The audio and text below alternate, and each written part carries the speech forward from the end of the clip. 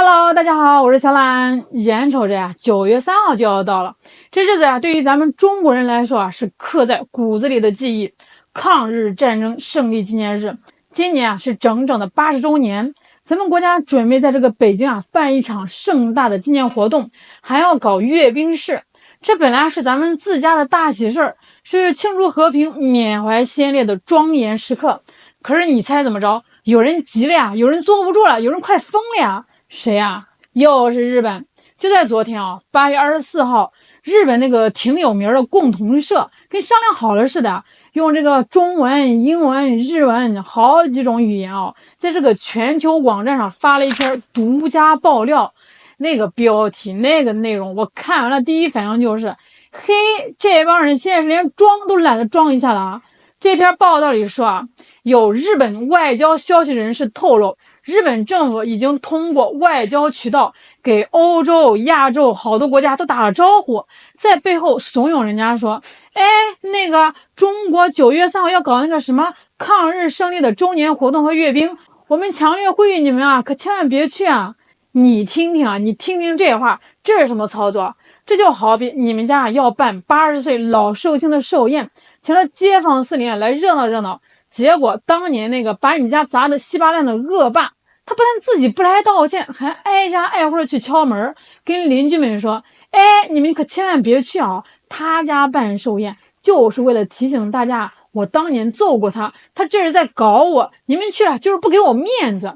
哎，你们说啊，这个天底下还有比这更无耻、更不要脸的逻辑吗？他们给出的理由更可笑。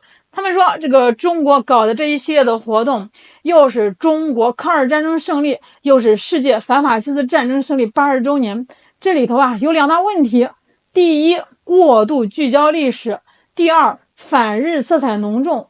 哎呦喂，我的妈呀！我听完我都气笑了啊！纪念抗战胜利，我们不聚焦历史，难道聚焦未来科幻吗？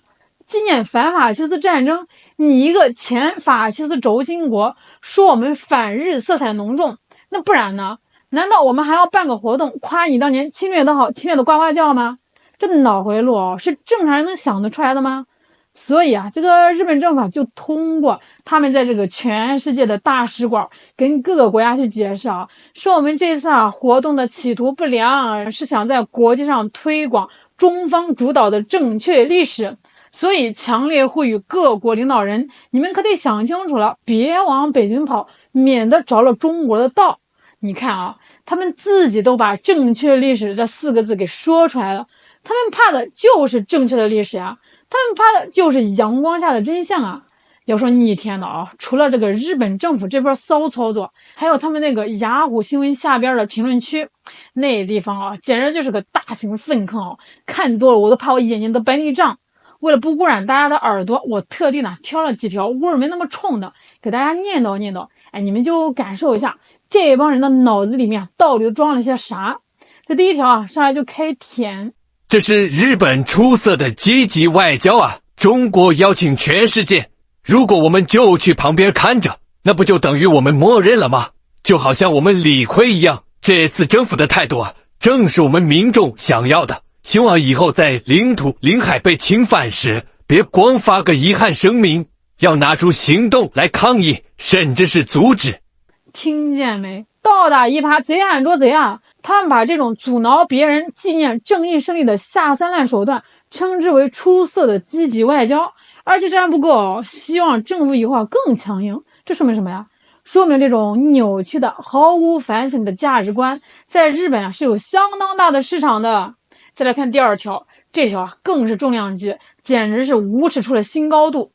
虽说中日战争是侵略，但是中国方面不制止过激的抗日运动，让在中国的日本人遇到了危险，这才激怒了我们日本国民，所以中国人的责任无疑更大，而且是国民党先动的手，我们大日本国不过是自卫反间而已。朋友们，听完这一段，你们是不是跟我一样，想顺着这个网线过去给他2巴掌？这是什么混账逻辑啊？虽然我暴打了你，但是你反抗的太激烈，弄伤了我，所以你的责任更大。这就是他们的逻辑啊，把侵略战争的起因归结为受害者的反抗，激怒了他们，把卢沟桥事变后我们全民族的奋起抵抗歪曲成是国民党先动手，把他们长达14年的惨无人道的遍及大半个中国的侵略，轻描淡写的说成是自卫。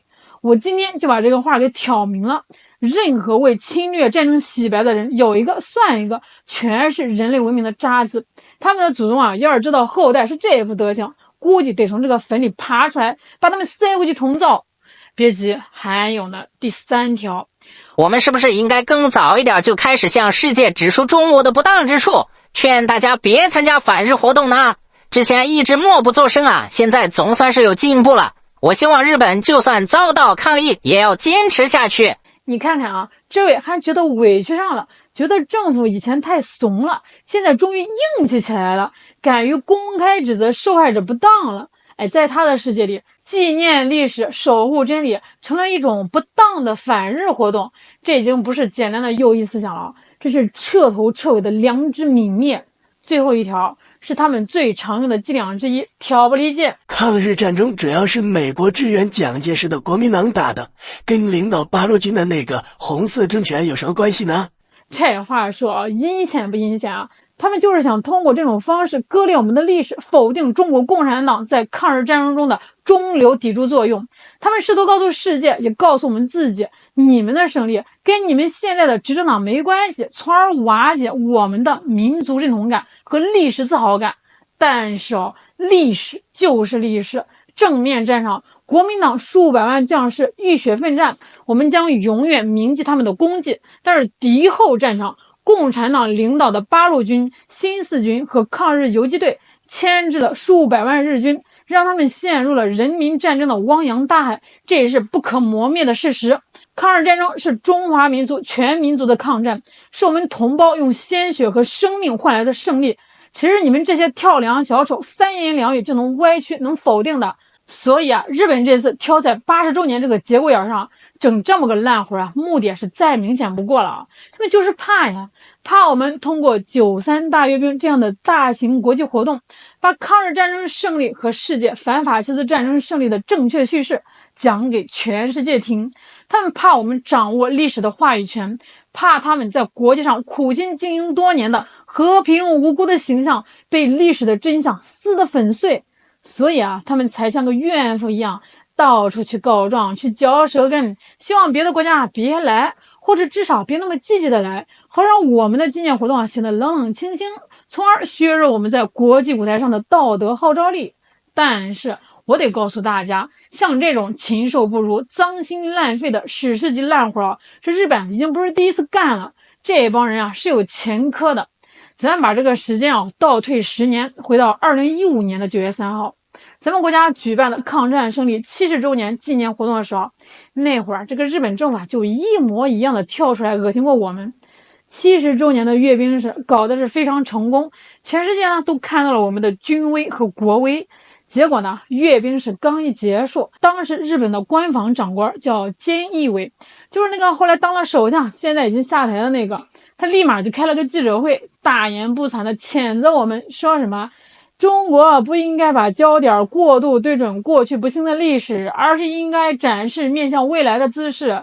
这话听着是不是有点耳熟？跟他们现在的说辞简直就是一个模子刻出来的。他们永远都在说要面向未来，可是他们所谓的面向未来，就是让你忘记过去，忘记他们犯下的罪行，忘记他们该付出的代价。一个从来不敢直面过去的人，他有什么资格谈未来除了菅义伟，当时这个日本的首相安倍晋三也跳出来说3道4。我们当时是出于礼貌也给他发了邀请函，请他来北京参加活动。结果这个安倍非但不领情，还以活动带有浓重的反日色彩为由，粗暴的拒绝了。不但自己不来连个政府代表都不派，甚至连原定的访华行程都给取消了。这还不够，安倍自己不来他还见不得别人来。当时有很多国家这个元首、政治首脑，还有时任联合国秘书长潘基文都来北京参加我们的阅兵式了。安倍政府一看，哎呦喂，这个场面这么大，来的宾客这么多，这不行于是他们就厚着脸皮去敦促潘基文和各国的政要，说希望他们在敏感历史问题上保持中立。我真是活久见在一个反法西斯战争胜利的纪念活动上，你一个前法西斯国家要求联合国秘书长和全世界爱好和平的国家保持中立，这中立是什么意思啊？是让我们在正义和邪恶之间中立吗？是让我们在侵略者和受害者之间中立吗？这是何等的荒谬啊，何等的无耻！所以大家都看明白了吧？从10年前的安倍、菅义伟到今天的日本政府啊，他们在这件事上的态度一脉相承，从来就没变过。他们就是这么个玩意儿啊，死猪不怕开水烫。我们跟他们在历史问题上从来都不是朋友，过去不是，现在不是。如果他们永远都是这副德行，那将来也永远不可能是。既然如此，我们为什么还要对这么一帮玩意儿心存幻想呢？我们必须明白，日本啊之所以这么做，根子在于他们的战后历史观的彻底扭曲。他们一贯希望国际社会别去关注他们在这个历史上犯下的战争暴行，尤其是那些跟这个侵略、殖民、大屠杀相关的词儿。他们想把这段历史从人类的集体记忆里悄悄给抹掉。他们是怎么做呢？在国内他们修改教科书，淡化甚至美化侵略历史，给下一代灌输错误史观。在国际上，他们砸重金搞公关，把自己包装成一个战争的受害者，天天念叨那2颗原子弹，却绝口不提他们为什么会挨炸。他们把自己打扮成一个和平主义国家，可是他们的政客却年复一年去参拜那个供奉着甲级战犯的靖国神社。他们玩的就是这么一套精神分裂式的双重标准。所以面对日本这次又递过来的阿扎嘴脸，我们能沉默吗？绝对不能。这场交锋已经远远超出了一个简单的外交摩擦，这是一场历史解释权的争夺战，是一场国际话语权的争夺战。只要日本一天不彻底清算自己的历史罪责，只要他们这种卑鄙的小动作一天不停，那么随着我们中国一天天强大起来，日本在战略上的被动和道义上的缺陷只会被暴露的越来越清晰，越来越无所遁形。朋友们，正义是不会自己伸张自己的，正确的历史认知也一样。舆论的阵地我们不去占领，敌人就会去占领。日本这次又蠢又坏的操作，恰恰暴露了他们内心的虚弱和对历史的惶恐。他们越是歇斯底里的阻挠，就越证明我们坚持讲述的这件事意义有多么重大。我们必须坚信，这个世界上的光芒每多一分，黑暗就会少一分。我们说的声音越大，那些藏在阴暗角落里的谎言就越无所遁形。早晚有一天，日本政府这种所谓的呼吁一定会沦为全世界的笑柄，而我们讲述真相的声音必将成为这个时代的强音。这场较量早已超越了外交场合的一来一往，它关乎记忆，关乎良知，更关乎我们的子孙后代。中国政府和中国人民将始终坚定地站在历史正确的一边，站在人类良知的一边，而历史终将属于那些敢于正视它并为之战斗的人。好啦，今天就给大家聊到这儿了，我是肖兰，我们下期再见。